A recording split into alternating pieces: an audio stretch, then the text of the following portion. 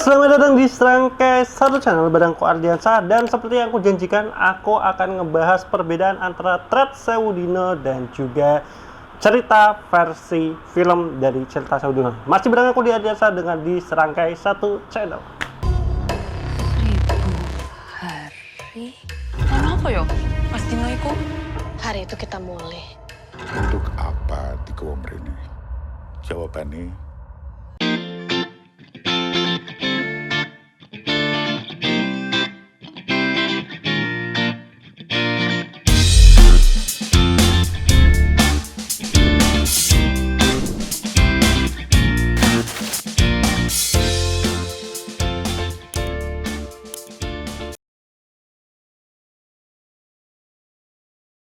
Oke, kita langsung aja langsung pada perbedaan. Tentunya ini yang kalian harus sudah nonton terlebih dahulu versi filmnya, karena ini pasti spoiler warning atau spoiler yang bisa bikin kalian yang nonton filmnya itu jadi tahu alur ceritanya. Karena perlu aku kasih tahu kalau versi filmnya itu banyak banget perubahan dari versi threadnya. Jadi kalau kalian udah baca threadnya, kalian nggak perlu khawatir akan ke spoiler versi filmnya, karena ini benar-benar banyak yang berbeda. Nah, tapi aku udah ngelist perbedaan-perbedaan antara versi thread dari Simple Man dan juga versi filmnya, dan kurang lebih ada 6 perbedaan mendasar yang aku tangkap. Jadi kalau yang detail-detail kecil itu nggak akan aku masukin. Misalkan contohnya jarak antara rumah Sri dengan tempat dia wawancara, atau gimana cara dia dapat selebaran itu kan memang berbeda. Kalau kayak misalkan contoh ya, kalau yang di film itu kan dia dapatnya dari si pemilik warung, tapi kalau yang di versi threadnya ini, karena memang ada telepon ada orang yang memang dia penyalur, istilah penyalur pembantu gitulah gitu. Dan kayak misal jarak dari rumah ke tempat penyalurnya itu, kalau di versi threadnya itu kan lumayan jauh, dia harus naik angkot. Tapi kalau dari versi film itu kayak lebih deket, karena dia kan naik sepeda dari rumah ke tempatnya. Jadi kalau detail-detail kecil gitu nggak akan aku bahas, tapi aku akan lebih membahas pada detail majornya, perubahan yang benar-benar major aja gitu. Kita langsung masuk ke pertama perbedaan antara versi thread dan versi film, yaitu yang pertama adalah dirubahnya karakter ataupun background story dari Sri, Dini, dan Erla. Ini yang benar-benar terasa banget perubahannya.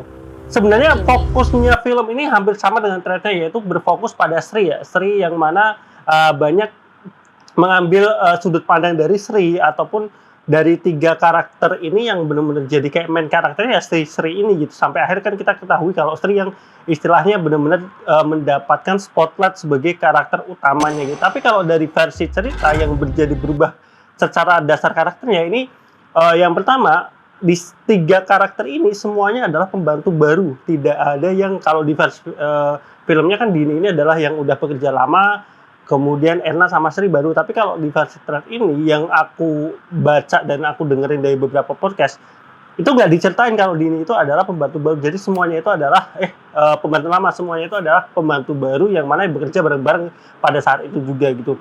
Nah, kemudian yang berubahnya lagi itu ternyata kalau di versi filmnya itu Erna itu kan diceritakan dia ternyata istilahnya imposter ataupun pengkhianat yang memang dia itu mau ngebebasin Della, karena tujuan dari dia kan salah satu bagian dari keluarga Kunchoro, ataupun entah nggak dijelasin kalau di filmnya apakah dia istrinya atau anaknya. Cuman kan dia ada fotonya bareng sama Kunchoro. Aku nggak terlalu paham sama dialognya Kunchoro pada saat akhir itu, entah istrinya entah itu anaknya gitu. Jadi kalau di versi ceritanya itu nggak pernah diceritakan kalau si Erna itu pengkhianat. Jadi ini yang benar-benar dirubah dari versi karakter antara di story-nya Simple Man dan juga versi filmnya gitu. Dan yang memang paling berubah sih yang kedua adalah masih dalam karakter ini adalah si Sri. Karena kalau di versi filmnya itu kan yang benar-benar vokal itu adalah si Dini, sedangkan si Sri ini malah lebih justru kayak penakut ya. Malah kayak misalnya contoh pada pas awal Dini bilang siapa yang mau nemani aku untuk bakso sedo pertama itu kan si Sri malah mundur, malah yang mengajukan diri adalah si Erna. Tapi kalau di versi ceritanya, versi threadnya, malah justru Sri ini yang istilahnya banyak melakukan sesuatu gitu, kayak lebih banyak inisiatifnya gitu. Kalau versi film tuh kayak Sri itu kayak bertindaknya tidak sengaja, kayak dia tiba-tiba dalam mimpi kelempar ke dunia sukma gitu. Tapi kalau di versi Simple Man, versi threadnya itu kayak Sri itu banyak banget inisiatif gitu. Dia kayak banyak nyari tahu hal-hal apa yang sebenarnya terjadi gitu. Terus benar-benar lebih vokal daripada si Dini dan si Erna, karena kalau di versi thread-nya ini banyak banget sudut pandangnya dari istri itu sendiri. Tapi kalau di filmnya itu dibalik ya. Jadi kayak istrinya itu malah kayak yang dibalik Dininya yang lebih improve, karena kan di versi filmnya diceritakan Dini itu kan udah lama ya. Kalau istri itu kan baru, jadi kayak mungkin Dini lebih banyak interaksinya, lebih banyak melakukan sesuatu yang yang harus dilakukan gitulah. Jadi kayak yang lebih mengatur kayak ketuanya gitu. Cuman kalau di versi thread-nya ya itu Sri yang istilahnya banyak mengambil inisiatif untuk melakukan hal-hal seperti itu. Hal-hal yang istilahnya kayak dia curiga sesuatu ya dia melakukan ini. Nah, itu yang benar-benar berubah. Tadi yang paling berubah memang background story-nya, background dari Dini dan Erna, terutama kalau Dini itu yang di versi film adalah pembantu lama, tapi kalau di versi ini tidak pernah diceritakan kalau itu pembantu lama. Tulis komen kalau aku salah ya.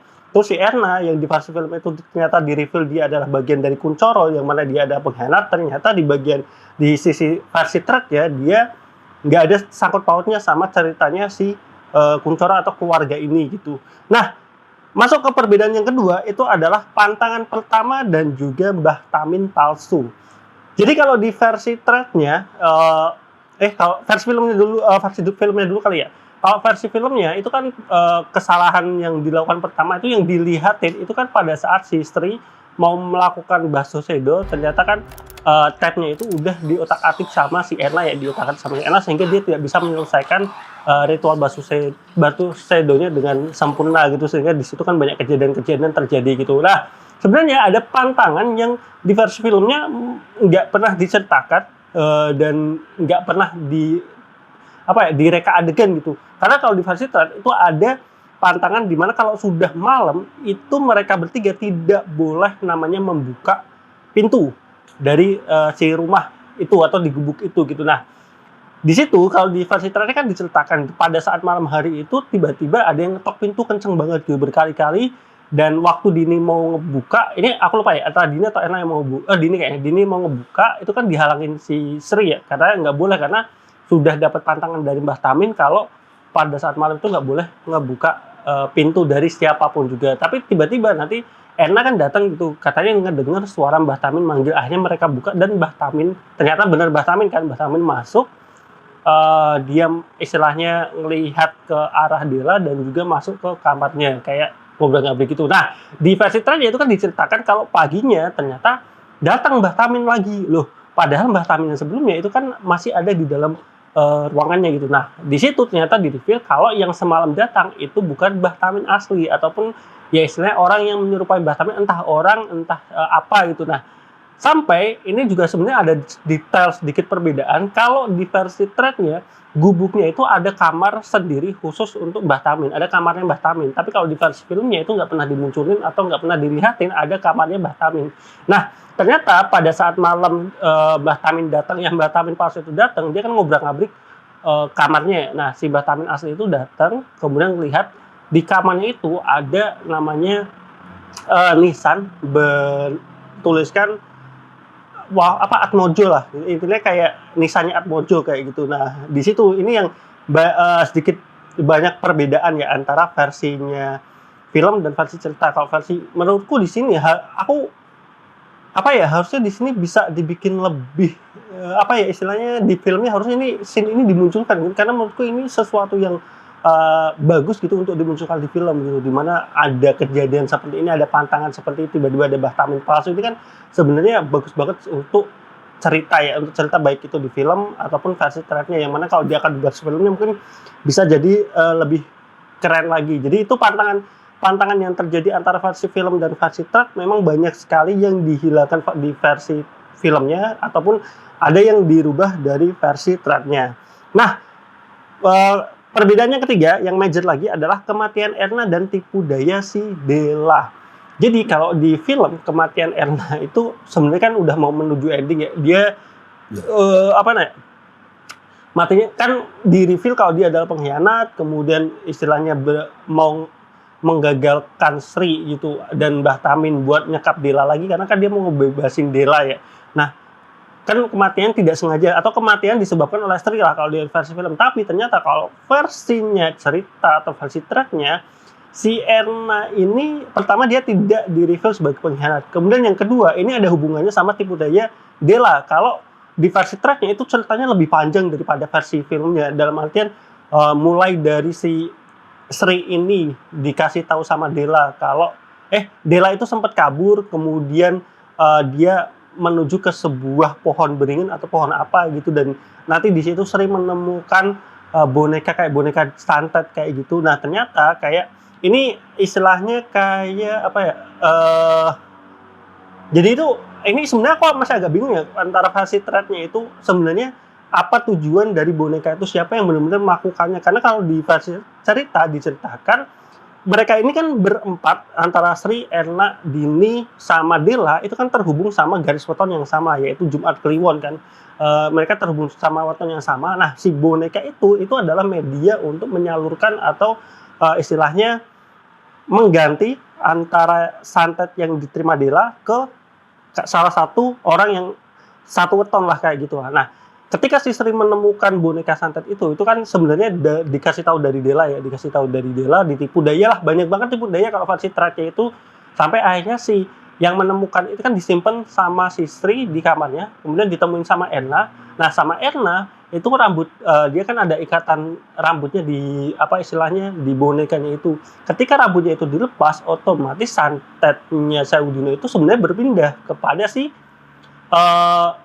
si Erna ini. Nah, karena si Erna ketakutan atau apa, akhirnya kan dia ngebanting si boneka jeraminya itu. Nah, ketika dia ngebanting sebenarnya santetnya itu kan udah berubah ke dia ya, ke si Erna ya. Ketika dia dibanting, yang kena justru Erna sendiri. Jadi ketika dia membanting boneka itu, setelah santetnya itu berpindah ke Erna jadi meninggal karena ya itu bonekanya kan dia banting sendiri gitu, sampai akhirnya dia meninggal, darah berkeluaran dari kepalanya gitu. Jadi itu kematian Ernanya itu yang di versi film disebabkan oleh Sri karena Ernanya memang melakukan pengkhianatan, tapi kalau versi thread-nya Erna itu meninggal karena dia ngebanting boneka jerami yang menjadi media untuk perpindahan istilahnya kayak santet dari Della ke si ini. Jadi jujur ini tuh kayak lebih menjelaskan dengan apa yang dimaksud weton yang sama, yang Jumat Kliwon sama itu ya. Makanya kalau di versi filmnya agak disayangkan gitu, karena penjelasan mereka diterima dengan weton yang sama itu kurang bisa tergambarkan gitu, kecuali ya Sri karena akhirnya dia dijelaskan bisa berhubungan dengan si Kuncoro gitu. Padahal tapi kan kenapa hanya si Sri, kenapa yang duanya lagi enggak gitu. Makanya di versi film itu enggak terlalu diceritakan. Tapi aku juga sebenarnya masih agak kebingungan sih di versi filmnya.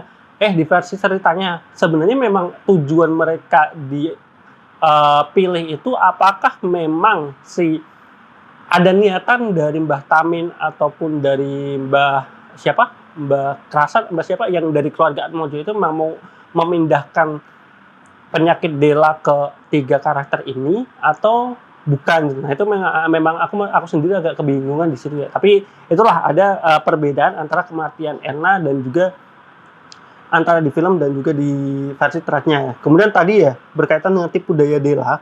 Nah ini bener-bener menurut aku ya kalau di versi film tuh kayak cuman digambar ke Della, kan sempat bilang ya kalau kalian tuh sebenarnya ditipu sama Mbah Tamin gitu, kalian tuh mau dijadiin tumbal gitu. Tapi kayak setelah itu tuh kayak nggak ada pengaruhnya lagi, kayak nggak ada hal yang menceritakan ke arah situ. Tapi kalau di versi thread-nya itu benar-benar Della tuh kayak nipu Sri gitu loh, kayak nipu Sri berkali-kali gitu, kayak nipu Sri untuk ngecek kamarnya Mbah Tamin, kemudian untuk melakukan banyak hal gitu. Jadi kayak di situ tuh kayak dibikin bingung sebenarnya si Della atau yang merasuki ini itu tuh ada yang baik atau yang jahat gitu, karena kan kita dibikin bingung antara Mbah Tamin ini beneran baik atau Mbah Tamin ini memang istilahnya ingin mencelakakan Sri dan kawan-kawannya untuk nyelamatin si Della gitu. Itu yang banyak sekali yang berubah di sini gitu, yang dihilangkan dari versi ceritanya difilmkan gitu. Kemudian perbedaan yang keempat itu adalah masalah timeline 1000 hari dan pindah lokasi. Jadi kalau di film itu kan si Sri, Dini dan Erna ini kan diceritakannya sudah ke hari ke 996, artinya udah mendekati ke 1000 harinya atau Saudino. Tapi kalau di versi thread, koreksi kalau aku salah, di situ nggak pernah dijelaskan timeline pastinya itu sudah hari keberapa, atau mungkin bahkan itu sebenarnya dari awal gitu, karena timelinenya agak panjang, malah lebih panjang di versi threadnya ya daripada versi filmnya gitu. Tapi ini sebenarnya positif juga sih kalau versi filmnya menurutku si produser sutradaranya atau penulis skenarionya itu sudah bisa mengembangkan versi cerita ini kepada versi film. Karena kalau versi cerita ini mentah-mentah dijadikan versi film kayak KKN malah jadinya boring gitu. Jadinya kurang movie material lah. Tapi kalau untuk Yasaudino ini kan yang dia dirubah dari 96 sampai 1000 hari, menurutku itu sudah bagus, sebuah gerakan yang bagus ya gitu. Cuman di sini ada detail yang akhirnya berubah gitu karena masalah timeline itu ya, yaitu kalau di versi film semuanya kejadian semuanya itu ada di gubuk yang di tengah hutan kan. Tapi kalau versi thread ketika Erna itu meninggal, mereka itu sempat pindah ke rumahnya Mbah Karsa. Si Mbah Karsa ya, istilahnya rumah utamanya. Jadi Delanya itu sudah dipindah ke rumah utama dan di situ Dela itu kayak yang udah sembuh gitu loh. Jadi kayak tiap pagi itu Dela itu sembuh, istilahnya dia bisa berinteraksi layaknya manusia lagi, tapi tiap malam memang dia kambuh lagi gitu. Nah, pindah ini banyak banget, nanti kalian mungkin bisa baca threadnya lagi ataupun dengerin threadnya dari yang versi Simple Man. Di situ banyak banget kejadian kayak misalkan si Sri ini kan akhirnya ditempatin dalam satu kamar sama si Dini, kan tinggal Sri sama Dini gitu, dan si Dela ini dikasih tahu kalau malam jangan sampai dibukakan pintunya. Nah di sini tuh kayak Dela itu kayak bener-bener kan tiap malam dia kabuh ya, jadi kayak tipu dayanya itu bener-bener di sini tuh kayak bikin geleng-geleng gitu loh, kayak dia ngetok-ngetok pintu kayak Mbak ini Dela, tolong dibukain pintunya kayak gini. Jadi kayak bener-bener tipu dayanya kelihatan banget gitu. Dan sampai akhirnya ya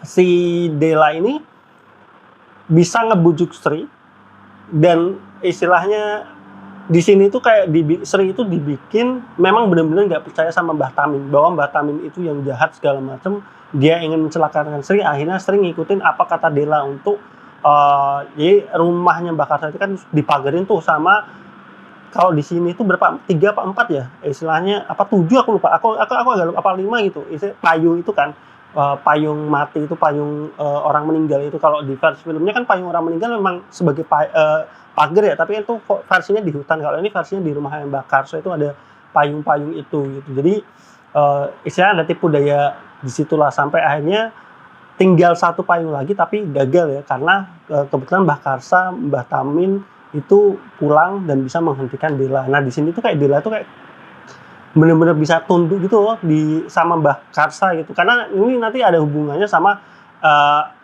kebenaran di balik semua ini gitu. Nah itu perbedaan kelima, dan perbedaan yang keenam itu yang benar-benar cukup berbeda adalah kebenaran yang diketahui Sri dan penjelasan terkait Sengar Turih dan Bana Rogoh.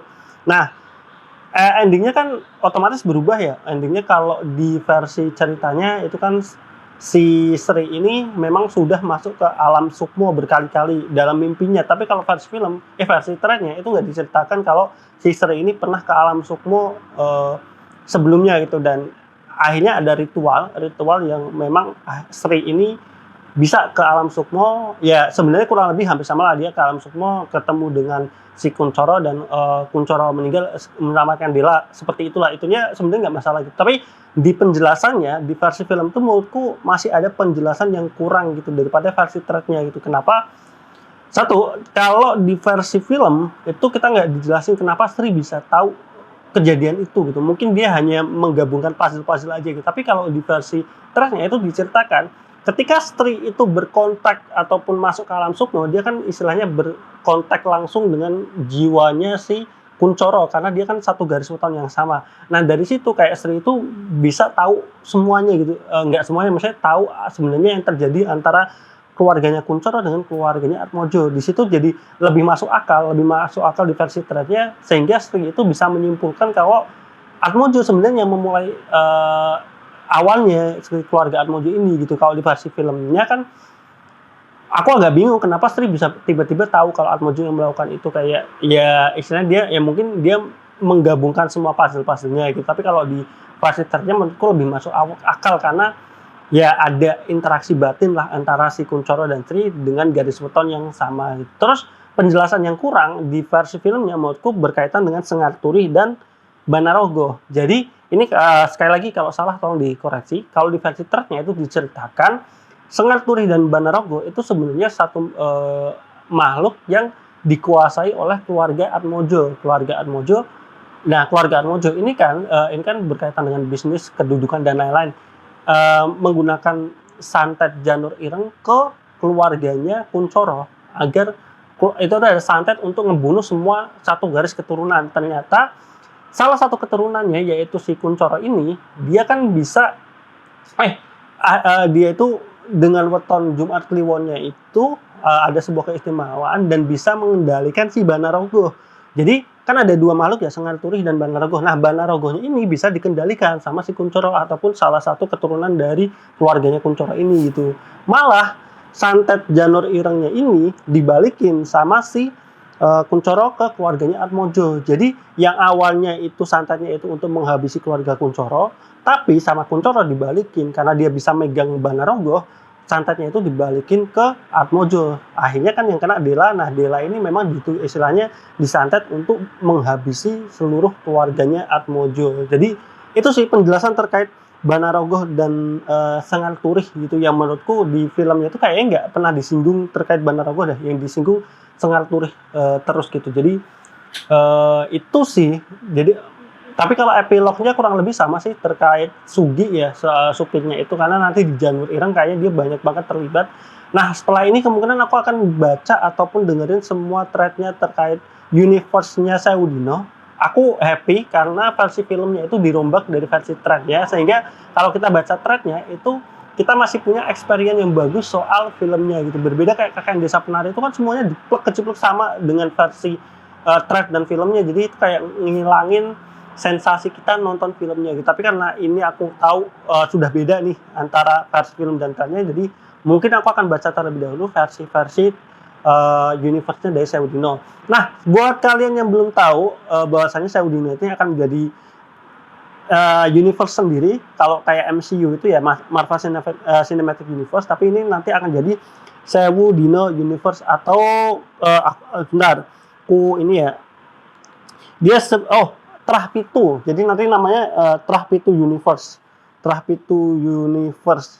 Nah ya, Trah Pitu Lakon. Artinya adalah 7 Trah itu kayak keluarga gitulah, 7 keluarga. Jadi karena sebenarnya cerita Sewu Dino ini, universe-nya Sewu Dino itu menceritakan terkait 7 keluarga besar yang istilahnya mereka berebut kekuasaan dan juga ya bermain hal-hal seperti ini gitu. Nanti dari Sewu Dino itu akan akan difilmkan versi Janur Ireng, terus nanti Lemah Layat, kemudian Kulo Jowo, setelah itu ada Ranjat Kembang, kemudian ada Padusan Putih, ini ada Kudro ya, aku nggak kurang kebaca, sampai nanti terakhirnya adalah Rogot Nyowo. Nah, jadi kurang lebih ada 1, 2, 3, 4, 5, 6, 7, 8, 9, 10. Kurang lebih akan ada 10 film di universe-nya Sewu Dino ini, dan bisa jadi bertambah seiring, karena kalau nggak salah thread-nya si Simple Name ini juga belum selesai sepenuhnya gitu. Jadi mungkin itu saja perbedaan antara versi thread dan versi film untuk Sewu Dino. Secara kesimpulannya, menurutku film ini secara intinya itu masih sama dengan versi thread-nya, hanya saja memang ada beberapa karakter background story yang dirubah, dan menurut aku perubahannya itu tidak menghancurkan inti dari cerita Sewu Dino itu sendiri gitu. Karena walaupun di sini ada perbedaan Erna yang menjadi pengkhianat dan ternyata dia keluarga Kuncoro, tapi karena karakternya itu dimatikan, karakter itu mati, jadi kayak nggak jadi nggak ngerusak aja ke inti ceritanya gitu. Dan mungkin aku juga sedikit penasaran apakah nanti ke depannya Erna ini akan muncul lagi di versinya Janur Ireng, karena kan itu kan menceritakan terkait keluarga Kuncoro juga yang waktu masih hidupnya ini. Jadi mungkin aku sangat excited banget akhirnya ada universe baru yang menurut aku jujur secara cerita ini keren banget terkait Trah Pitu ini, dan aku sangat excited untuk melanjutkan review aku ataupun nonton untuk film-filmnya dari Sewu Dino Universe. Jadi mungkin itu aja dari aku, Ardiansa. Sampai ketemu di video berikutnya. Kalau ada kesalahan-kesalahan, mohon maaf, silahkan tulis di kolom komentar detail-detail mungkin yang kalian temukan lagi perbedaan antara versi thread dan versi filmnya, dan kita bisa berdiskusi bersama di kolom komentar. Barang aku Ardiansa di Serangkai South Channel. Jangan lupa like, komen, dan subscribe. Bye-bye.